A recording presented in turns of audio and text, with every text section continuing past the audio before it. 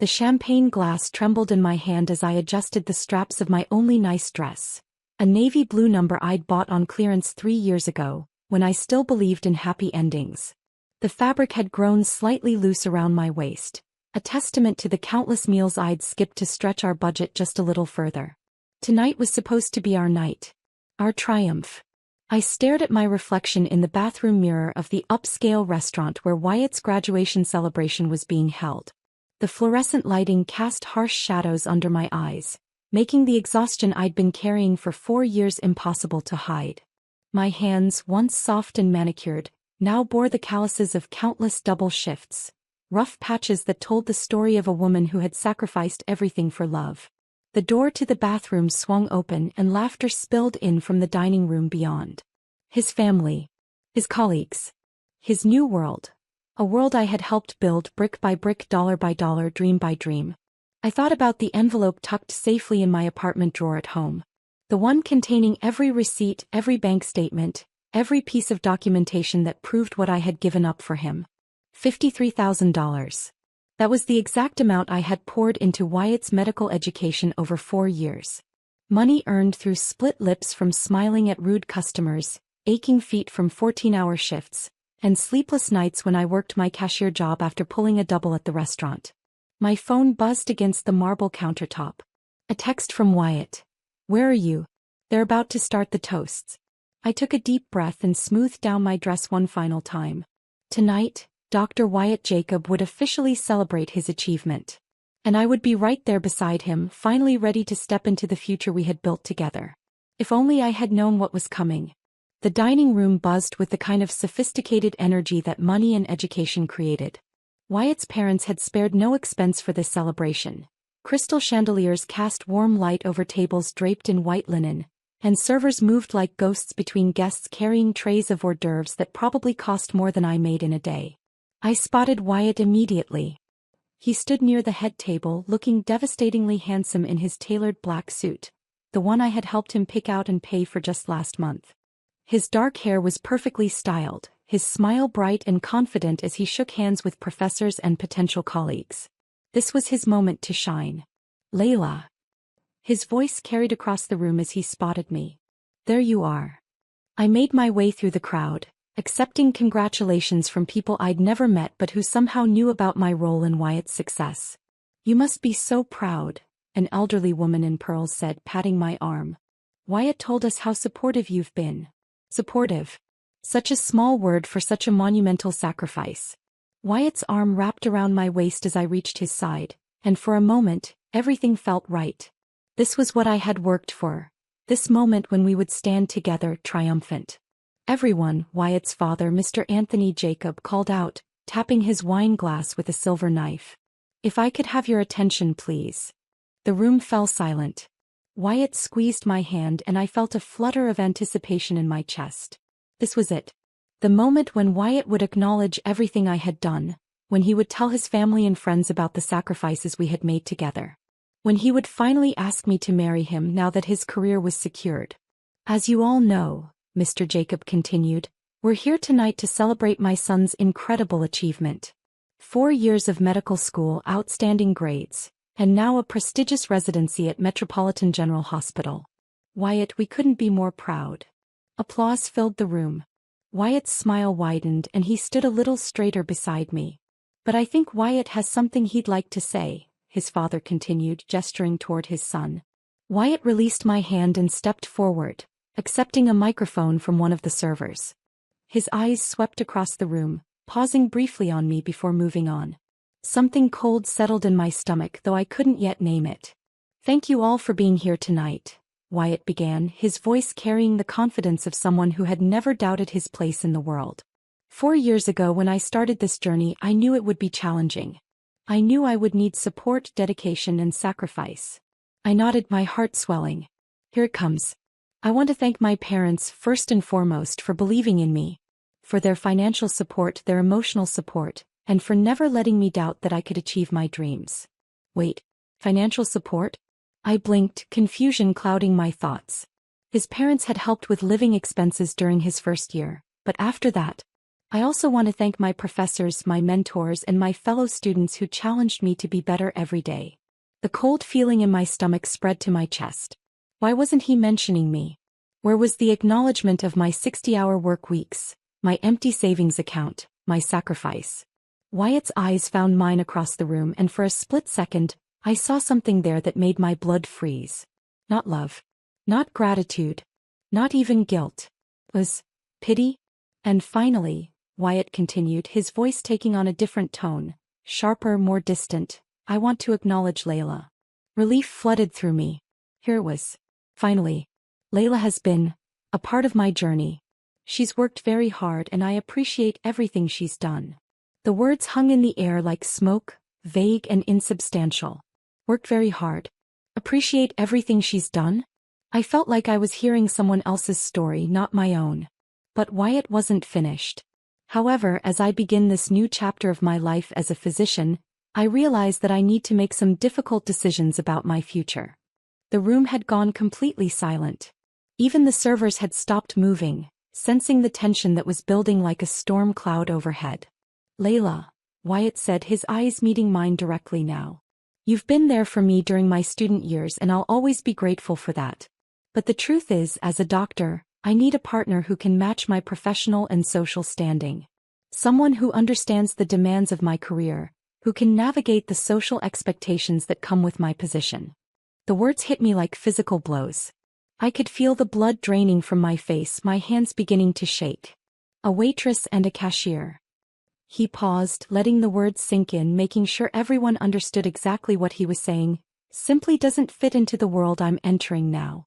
I need someone of my own class, someone who can be an asset to my career rather than a liability. The silence stretched on forever. I could feel dozens of eyes on me, some shocked, some pitying, others simply curious to see how I would react. Wyatt's mother had covered her mouth with her hand, though whether from shock or to hide a smile I couldn't tell. His father looked uncomfortable but not surprised. They had known. They had all known this was coming. So tonight, Wyatt continued, raising his champagne glass high, while we celebrate my achievement, I also want to announce that I'll be starting my residency as a single man, ready to build the kind of life and relationships that befit my new status as a physician. He looked directly at me one final time. Thank you, Layla, for your service. But this is goodbye. The room erupted in uncomfortable murmurs. Someone gasped audibly.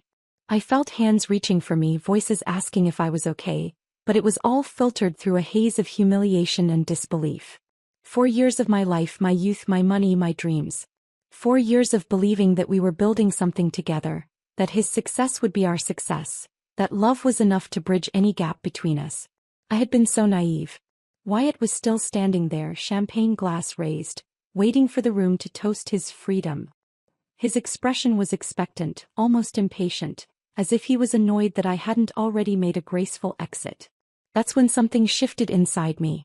The crushing humiliation was still there, the heartbreak still threatened to drown me, but beneath it all, a different emotion was rising.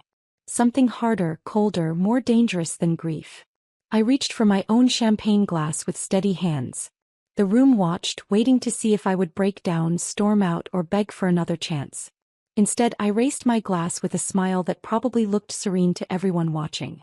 Only I could feel how it cut across my face like a blade. To your success, Wyatt, I said, my voice carrying clearly across the silent room. To getting exactly what you deserve. I took a sip of champagne, tasting the bubbles mixed with something bitter and metallic, blood from where I had bitten my tongue to keep from screaming. Then I set down my glass, walked through the crowd of stunned guests, and left the restaurant with my head held high and my heart planning revenge. Before we continue, please write in the comment which country you are watching this video. We love knowing where our global family is tuning in from. And if this is your first time on this channel, please subscribe. Your support helps us bring even more epic revenge tales of life. Enjoy listening. I made it exactly 3 blocks before the adrenaline wore off and reality crashed over me like a wave. I ducked into an alley between 2 buildings and pressed my back against the brick wall, finally allowing myself to feel the full weight of what had just happened. The sobs came in great heaving waves that shook my entire body. 4 years. 4 years of love, sacrifice, hope, and dreams. all discarded in front of a room full of strangers like I was nothing more than an old textbook he no longer needed. But it wasn't just the humiliation though that burned like acid in my throat. It was the casual cruelty of it all. The way he had planned this moment, probably rehearsed it. The way his family had known and said nothing. The way he had let me believe, right up until the last second, that we were celebrating together. I thought about all the times I had defended him to my friends who worried he was using me. "You don't understand," I had told them. "He's under so much pressure. Once he becomes a doctor, everything will be different." They had been right. Everything was different now. I was alone, broke, and publicly humiliated. And Wyatt was free to start his new life without the embarrassment of a working-class girlfriend holding him back. My phone buzzed. A text from an unknown number. I saw what happened. "I'm so sorry. Rebecca." Wyatt's cousin. The quiet one who always sat in the corner at family gatherings, observing rather than participating. She had been there tonight, witnessed my destruction along with everyone else. Another buzz. "Can we meet tomorrow? There are things you should know." I wiped my eyes and straightened my shoulders. Whatever Rebecca wanted to tell me could wait. Right now, I needed to go home, lock my door, and figure out how to rebuild my life from nothing. But as I walked the 12 blocks to my tiny studio apartment, I couldn't afford the cab fare. Something began to crystallize in my mind. A memory from 6 months ago, when Wyatt had been stressed about his medical board applications. "Layla, you're so much better with paperwork than I am," he had said, spreading forms across my kitchen table. "Could you handle the documentation? I need to focus on studying for my final exams." I had been flattered that he trusted me with something so important. Flattered and stupid. Because I remembered something else now. Something Wyatt had overlooked in his haste to delegate the tedious work to his assistant. A discrepancy in the dates, a detail that hadn't seemed important at the time but that I had noticed and corrected. Or had I? I fumbled for my keys outside my apartment door, my hands suddenly steady despite everything that had happened. Inside, I went straight to my desk drawer and pulled out a manila folder, my copies of everything I had filled out for Wyatt over the years. Applications, forms, documents, transcripts, requests. And there, in the medical board licensing application, was the detail that could change everything. Wyatt's undergraduate transcript showed he had completed his degree in May of his senior year. But the medical school application I had filled out for him listed his graduation date as the previous December. A mistake I had caught at the time but had been too rushed to correct properly. Instead, I had simply noted the discrepancy on a sticky note attached to the form, intending to fix it later. But Wyatt had been so impatient to submit everything, and I had been working a double shift the next day, and somehow, the application had been submitted with the incorrect date. The medical school had accepted him based on transcripts that didn't match the graduation date on his application. And now, that same erroneous information had been used for his medical board licensing. It was a small thing. A minor administrative error that most people would have caught and corrected by now. But Wyatt had been so focused on the important parts of his education, the studying, the networking, the building of his image, that he had never bothered to double-check the paperwork his girlfriend had handled for him. The same girlfriend he had just discarded like garbage in front of 50 people. I stared at the documents spread across my table, my heart beating faster as the full implications became clear. This wasn't just a mistake. This was a time bomb, and I was the only one who knew it existed.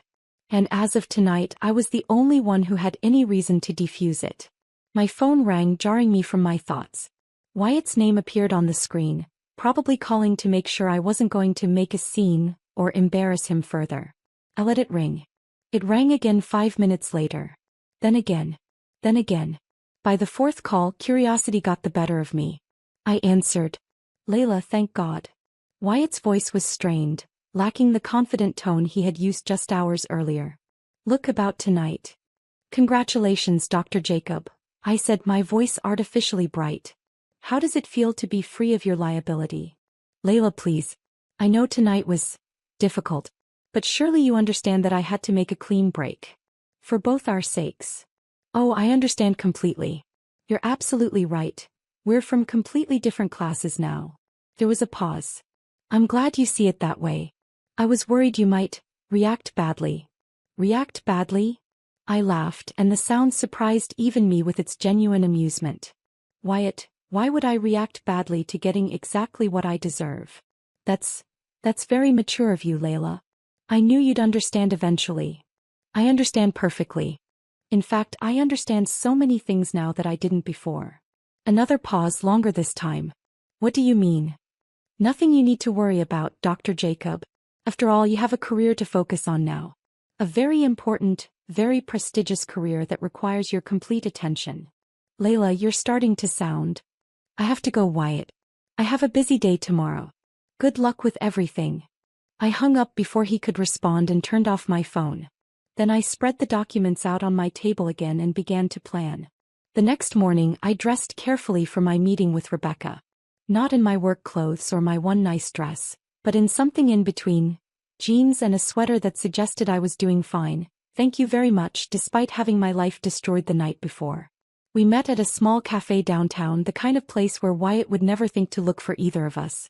Rebecca was already there when I arrived, nursing a cup of coffee and looking nervous.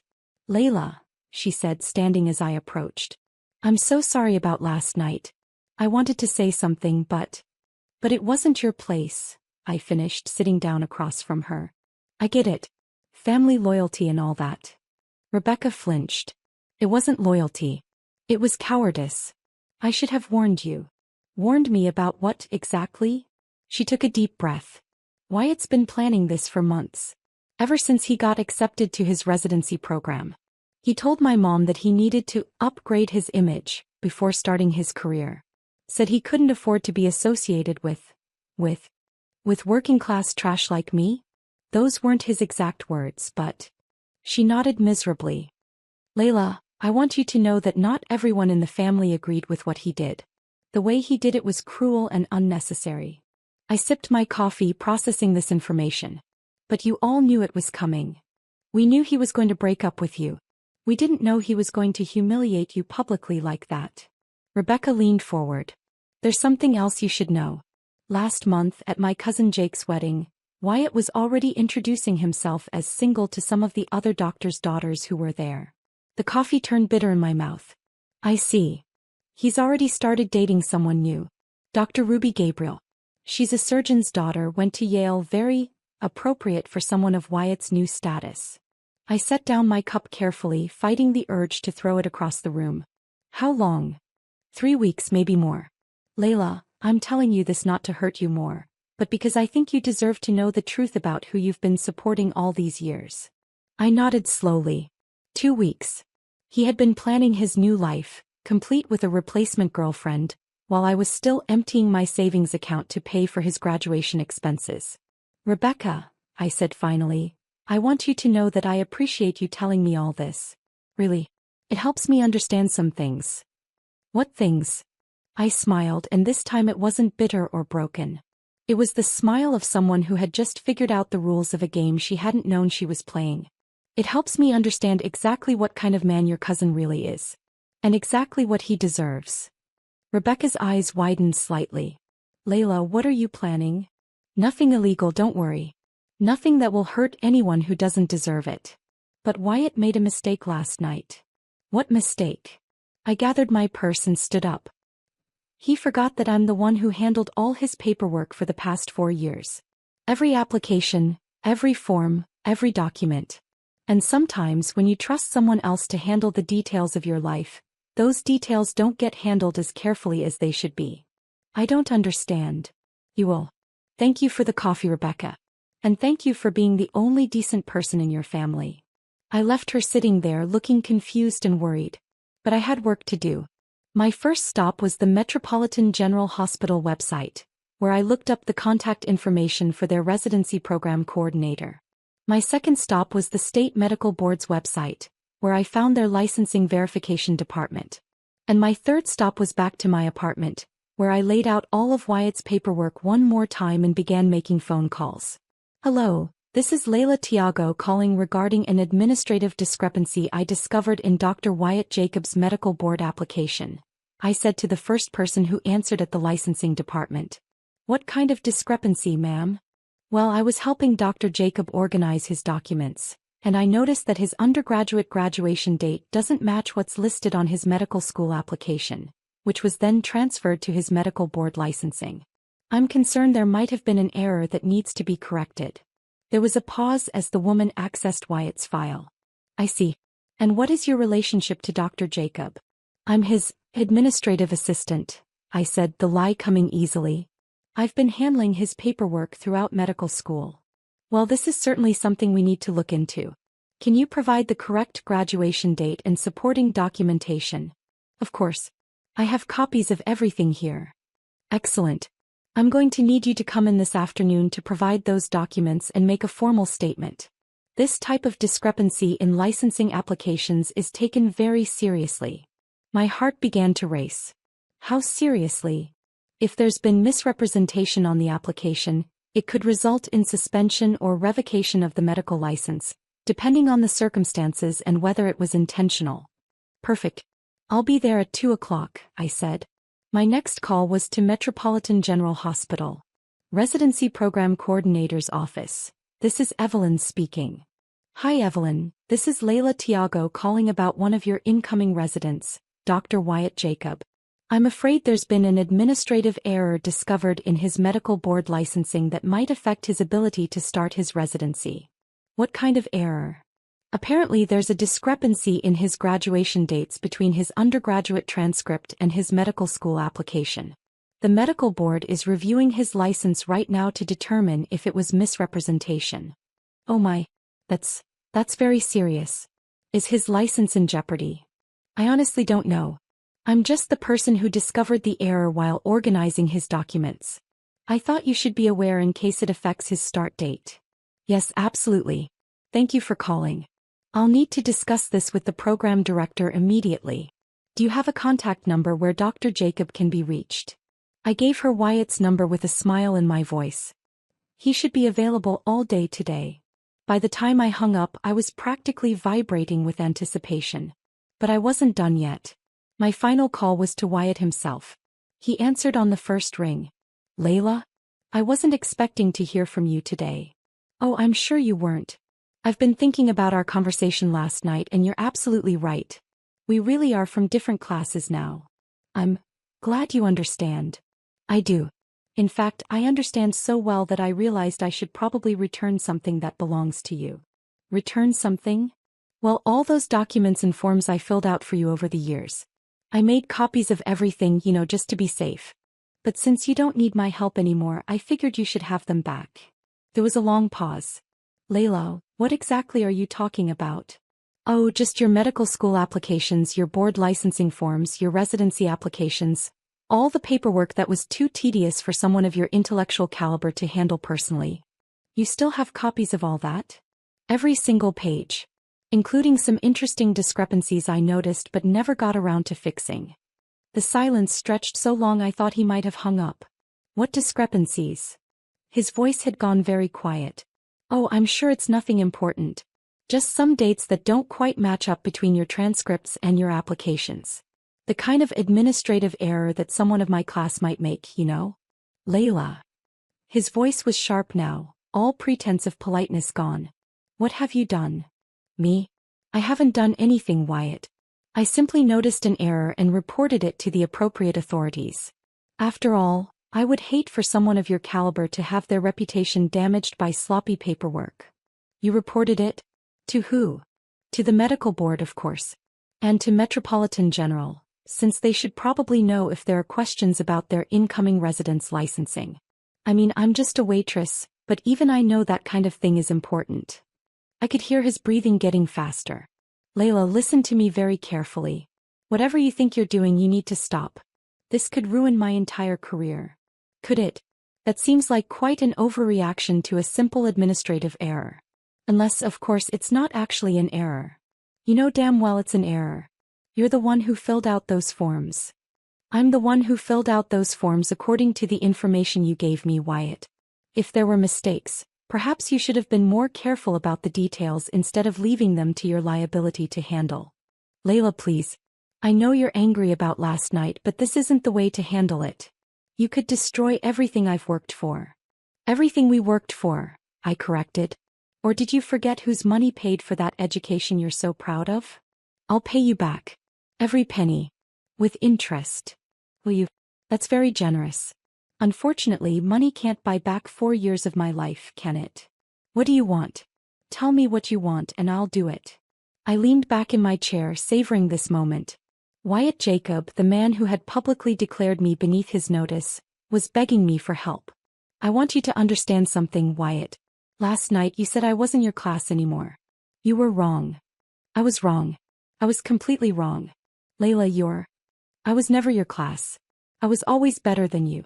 I just didn't realize it until you showed me exactly what kind of person you really are. Layla, please. I have to go, Wyatt. I have an appointment at the medical board at 2 o'clock. They want to hear about how all your paperwork got filled out.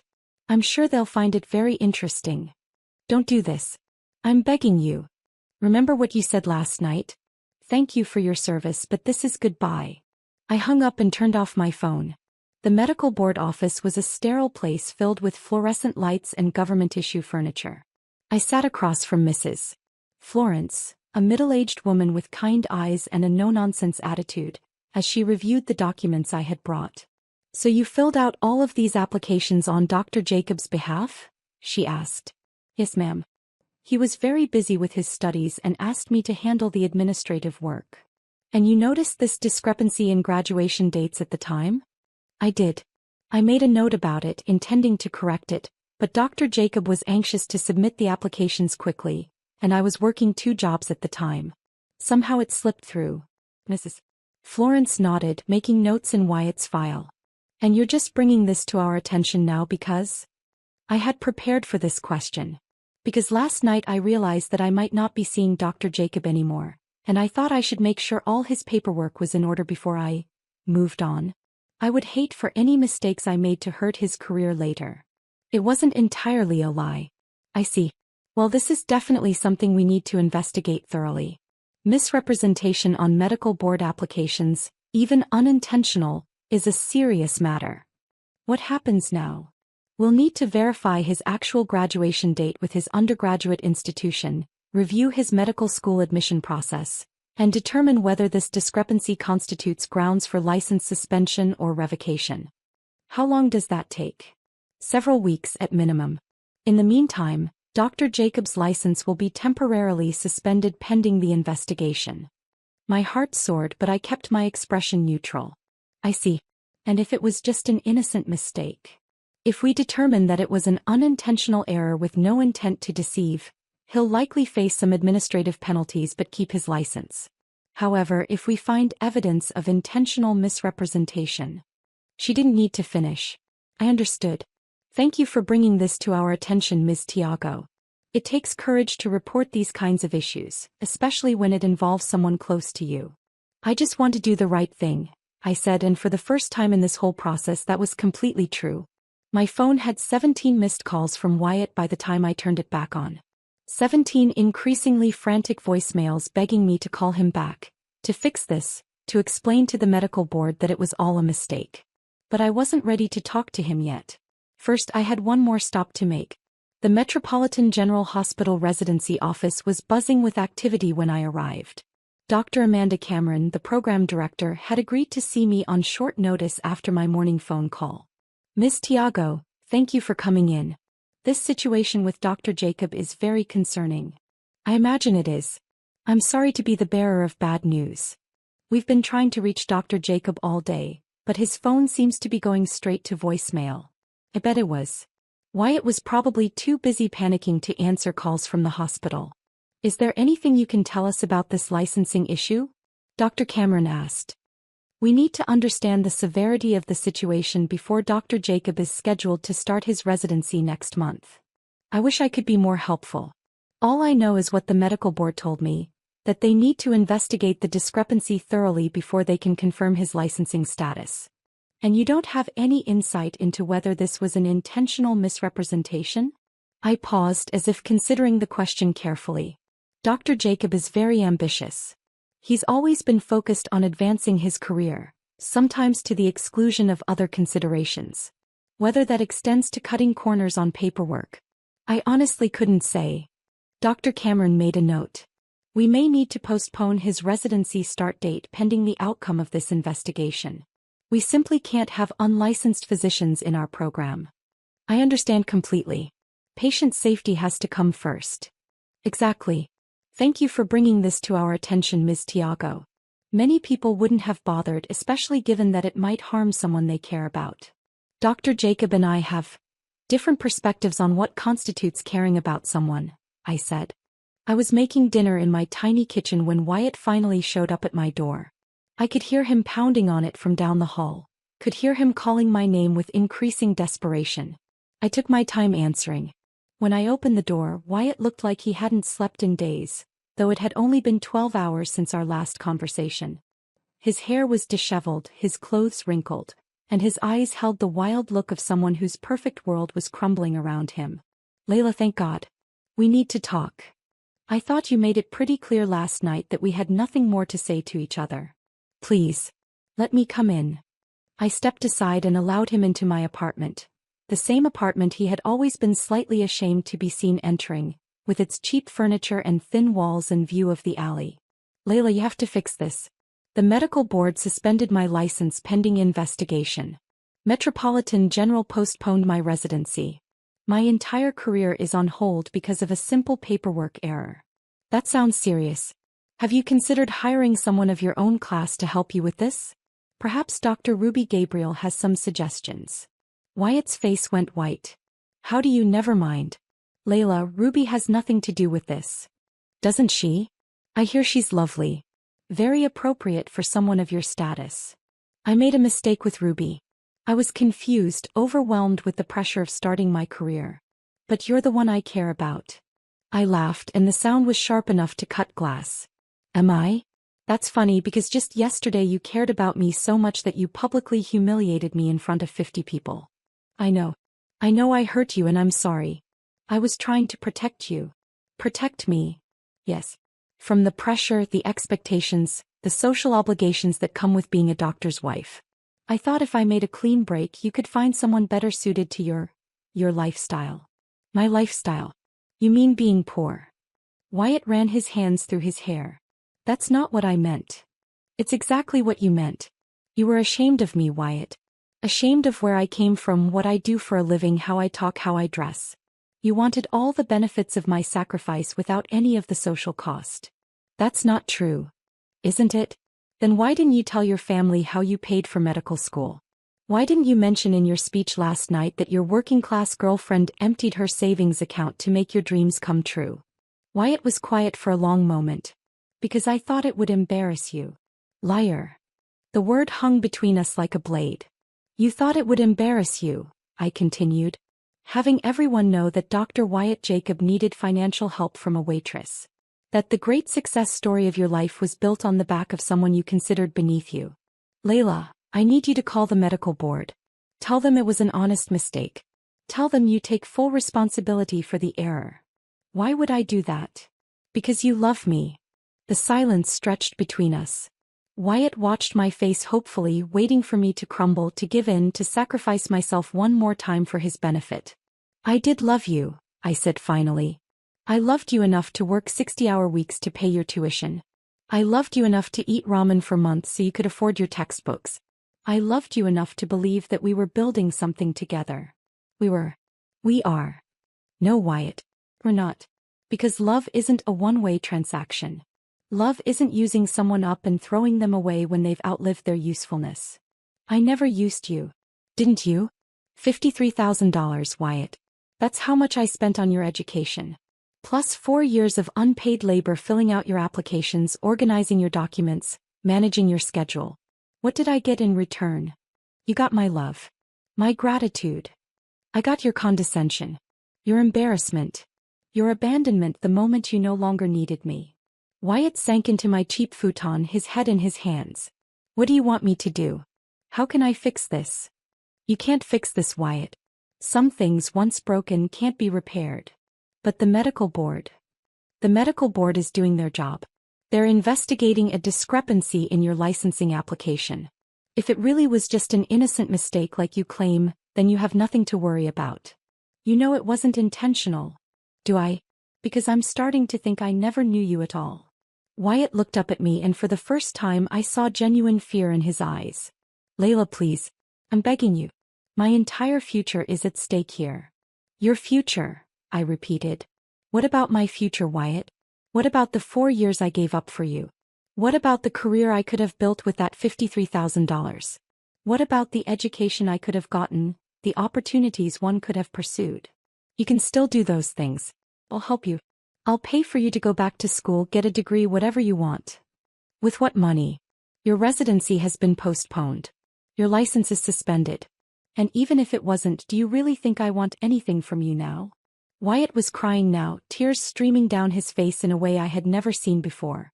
In all our years together, through all his stress about exams and applications and interviews, I had never seen him break down like this. I can't lose everything, Layla. This is all I've ever wanted. All I've ever worked for. All you've ever worked for?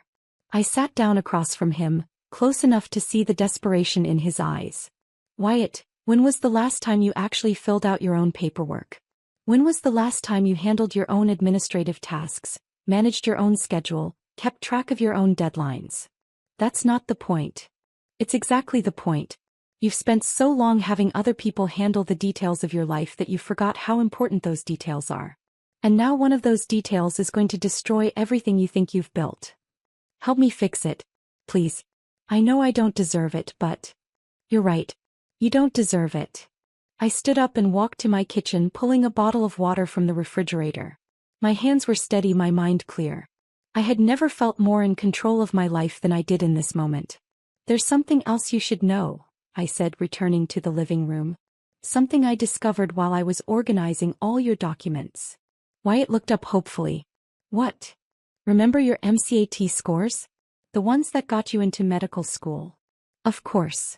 Do you remember taking the practice tests I bought for you? The ones I helped you study for? Yes, but I don't see. Do you remember the night before your actual MCAT when you had food poisoning and couldn't study? When you were so sick you could barely get out of bed? Wyatt's face was pale. What are you getting at? I'm getting at the fact that I have very detailed records of everything I did for you over the past 4 years. Including emails. Including text messages. Including some very interesting conversations we had about how important it was for you to pass that test. Layla, what are you saying? I pulled out my phone and scrolled through old text messages until I found what I was looking for. Then I read aloud. Text from Wyatt to Layla, dated 3 days before I'm panicking. What if I don't score high enough? What if all this studying was for nothing? Text from Layla to Wyatt. Don't worry. I'll help you however I can. We'll figure it out together. I looked up at Wyatt. Remember what we figured out? The color drained completely from his face. That wasn't, we didn't. Didn't what, Wyatt? We never discussed cheating. I would never. Wouldn't you? Because I have a very clear memory of you asking me to help you during the exam. And I have an even clearer memory of telling you that I wouldn't compromise my integrity for anyone, not even you. That's right. You refused. So nothing happened. Nothing happened because I refused. But the fact remains that you asked. The future Dr. Wyatt Jacob asked his girlfriend to help him cheat on the most important exam of his career. Wyatt was shaking now. You can't prove that. It's just your word against mine. I smiled and held up my phone. Actually, I can prove it. I kept screenshots of all our conversations. Call it a quirk of my working-class paranoia. I like to have documentation of important things. You're bluffing. Am I? Do you want to find out? Because I'm pretty sure the medical board would be very interested in evidence that you attempted to cheat on your MCE, even if the attempt was unsuccessful. Wyatt stared at me in horror. You wouldn't. I wouldn't what? Tell the truth about the kind of person you really are? About your complete lack of integrity? About your willingness to use and discard people? That's not who I am. Isn't it? Because from where I'm sitting it looks like a pattern. You used me to pay for your education. You used me to handle your paperwork. You tried to use me to cheat on your MC. And when you didn't need me anymore, you discarded me like trash. I made mistakes. I was young, I was under pressure. We're the same age, Wyatt. I was under the same pressure working multiple jobs to support both of us. But somehow I managed to maintain my integrity. Wyatt buried his face in his hands again. What do you want from me? I want you to understand what you've lost. Not just your license, not just your residency, not just your career. You've lost the only person who ever truly believed in you. The only person who sacrificed everything for your dreams. I know. I know I lost you and I'm sorry. I'm not talking about losing me romantically, Wyatt. I'm talking about losing me as a human being who cared about your success. Do you have any idea what it feels like to discover that someone you loved never saw you as an equal? Never saw you as worthy of respect? I walked to my desk and pulled out a folder. A different folder than the one containing his medical documents. Do you know what this is? I asked, holding it up. Wyatt shook his head. This is every receipt, every bank statement, every record of every penny I spent on your education. Organized by date, categorized by type of expense, with a running total at the bottom. I opened the folder and pulled out a single sheet of paper. $53,472. That's the exact amount I invested in your future. Our future, I thought at the time. I'll pay you back. Every cent with interest. With what money, Wyatt? Your suspended license? Your postponed residency? Your brilliant career that's currently hanging by a thread. I walked back to the kitchen and poured myself a glass of wine. Wyatt watched every movement, looking like a condemned man waiting for his sentence.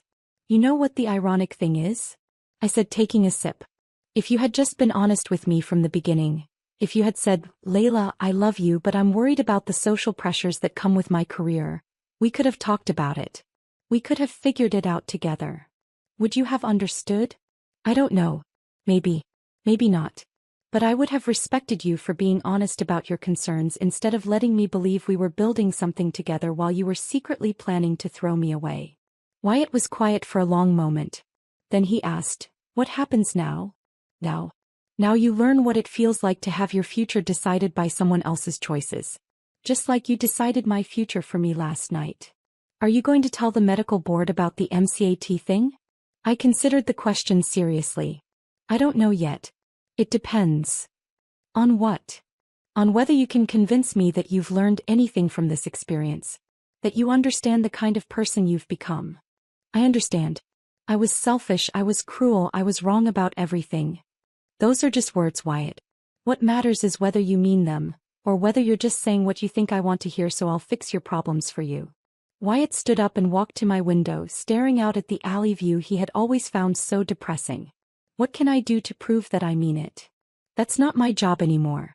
Figuring out how to be a decent human being is something you'll have to work out for yourself.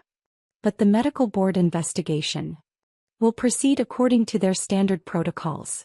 If they find that the graduation date discrepancy was an innocent mistake, you'll face some administrative penalties and probably get your license back eventually. If they find evidence of intentional misrepresentation, I shrugged, and Metropolitan General will make their own decision based on the outcome of the medical board investigation. If I were you, I'd probably start looking into other residency programs. Ones that might be more forgiving of administrative irregularities. Wyatt turned back to me. Is there anything I can do? Anything at all? I set down my wine glass and looked at him. Really looked at him, for what I knew would be the last time. There is one thing. What? You can leave. You can walk out that door and never contact me again.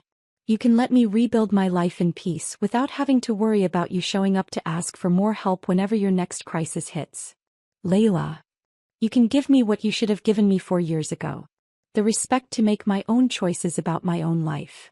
Wyatt stared at me for a long moment. I could see him struggling, part of him still hoping he could find some angle, some argument, some way to manipulate me into saving him one more time. But I wasn't the same woman who had walked into that graduation party 24 hours ago. That woman was gone, destroyed along with her naive belief that love was enough to overcome any obstacle. The woman standing here now knew exactly what she was worth. And she knew that Wyatt Jacob had never deserved her. Goodbye, Wyatt, I said, walking to the door and opening it. He stood there for another moment, looking lost and desperate. Then finally he walked toward the door. As he reached the threshold, he turned back one more time. I did love you, Layla. In my own way. I looked at him with something that might have been pity if I had any left to spare. No, Wyatt. You didn't. You loved what I could do for you. There's a difference. 6 months later, I was organizing inventory in the back room of Chapter and Verse, my small used bookstore, when Rebecca stopped by with coffee and news.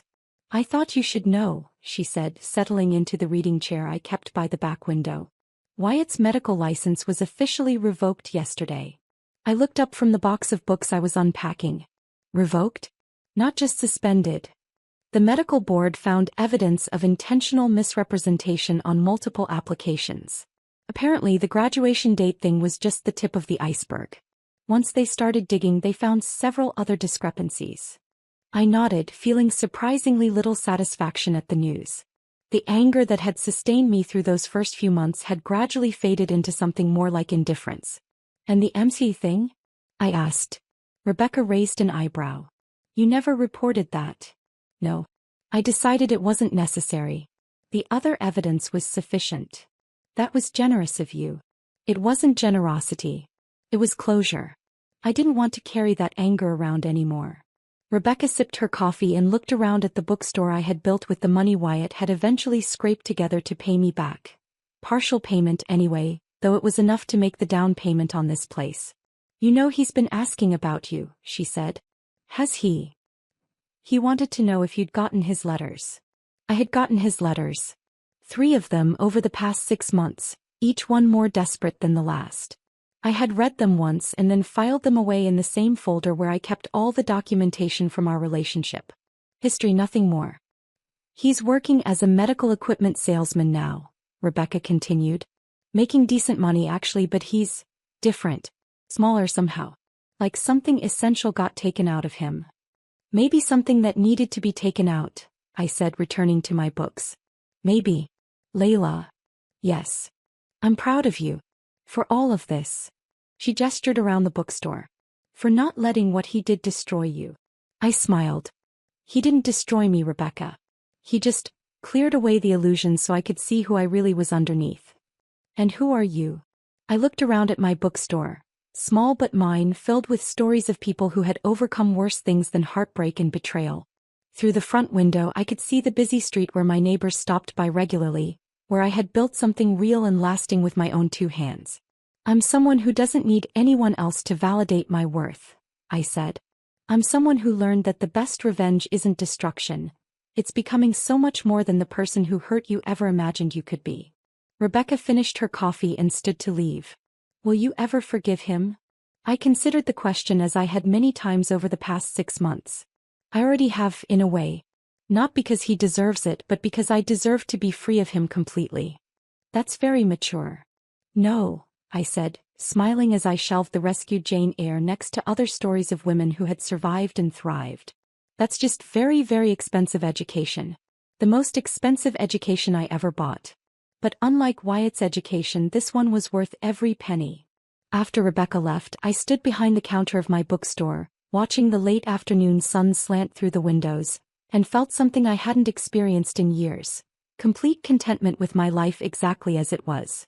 My phone buzzed with a text from Brooks, the literature professor who had become a regular customer and recently more than that. Dinner tonight? I found a restaurant I think you'll love. I texted back. Yes. But somewhere that serves more than just ramen. His response made me laugh, I promise. Nothing but the finest cuisine for the woman who taught me that used books have the best stories. I closed the shop early, walked home to my new apartment, larger now with actual furniture and a view of the park instead of an alley, and got ready for dinner with a man who valued my mind, respected my choices, and had never once suggested that I wasn't good enough for any world I chose to enter. As I put on my earrings, new ones bought with my own money from my own business, I caught sight of myself in the mirror and barely recognized the confident woman looking back at me. She looked like someone who had learned that the best revenge wasn't bringing someone else down to your level. It was rising so far above them that they became irrelevant.